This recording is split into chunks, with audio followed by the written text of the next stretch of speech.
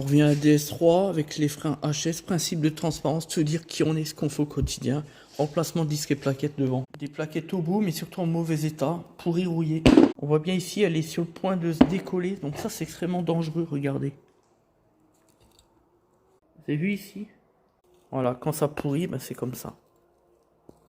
Voilà, la matière. Donc je le dis souvent, c'est pas toujours l'épaisseur qui fait toute la différence, c'est aussi être capable, être en mesure, pardon, avec l'expérience qui est la nôtre, de contrôler les freins, de vérifier et de voir quand ça va pas. Et souvent, quand vous avez des couleurs un peu rougeâtres, orange, cuivré, enfin la couleur rouille, c'est toujours mauvais signe. En tout cas, souvent mauvais signe.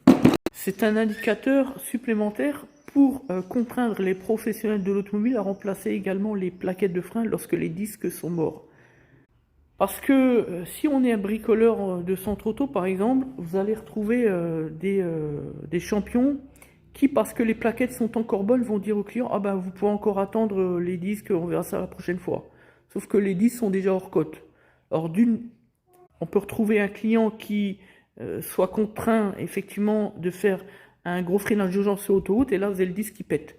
Et de deux, la plaquette qui se décolle en cours de route sans crier gare, et là le client, c'est exactement le même débat. Un client qui risque l'accident grave, etc. À l'endroit de ceux qui remettent en cause souvent, vous savez, le PureTech avec les problèmes prétendus de mise en danger sur la vie d'autrui, comme par exemple l'autre guignol du 93 lorsqu'il prétend que ah mais oui, mais sur l'autoroute, quand on a une courroie-disserie qui lâche sur un PureTech, ça peut être extrêmement dangereux. Oh là là là là, oui. Non mais n'importe quoi. Si à chaque fois qu'on a une panne sur l'autoroute qui induit une coupure moteur, pas forcément une casse moteur, mais une coupure moteur, ça peut être la raison de plein de choses. Problème de régulation carburant, pression carburant, suralimentation, etc. Si à chaque fois on considère que le constructeur de la marque de véhicule doit passer en garde à vue, franchement on va pas s'en sortir là. Non mais n'importe quoi. On l'avait déjà expliqué, mais on réexpliquera la règle sur le principe de mise en danger sur la vie d'autrui en matière de tiers. C'est pas comme on le pense, vrai. On n'en dira pas plus sur les losers, les bricoleurs là. D'ailleurs hier on est passé juste devant chez lui. On devait être à 1 ou 2 km là, à Aubervilliers là. Enfin bon, nous on est intelligents, on n'a pas été directement chez lui comme lui il a fait chez nous, pour le dénigrer, etc. On le fera jamais ça, c'est pas nos valeurs. Nous on est un chef d'entreprise sérieux et responsable.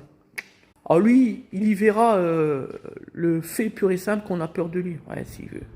Bientôt sa propre communauté comprendra mieux qui il est réellement.